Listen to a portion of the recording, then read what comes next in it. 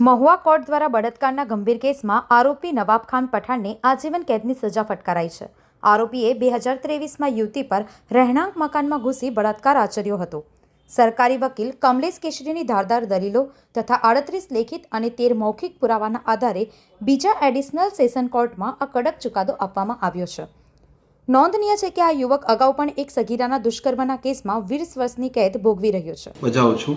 તારીખ 16/5/2023 રોજ મહુવા પોલીસ સ્ટેશનની અંદર આરોપી નવાબ ખાન હુસૈન ખાન પઠાણની વિરુદ્ધ આઈપીસી કલમ 376 1 504 506(2) અને 450 મુજબની ફરિયાદ નોંધવામાં આ કામની ફરિયાદની અંદર ફરિયાદી ભોગ બનનાર બહેનની સાથે આરોપીએ તેના ઘરે જઈને તેના ઘરના રૂમમાં દરવાજો બંધ કરીને બેનને મોઢે હાથે દઈને તેનું બળાત્કાર ગુજારેલ, જે અંગેનો કેસ એએસ પાટીલ સાહેબની કોર્ટમાં ચાલી જતા સરકાર તરફથી મૌખિક પુરાવા 13 અને લેખિત પુરાવા 28 રજૂ કરવામાં આવ્યા।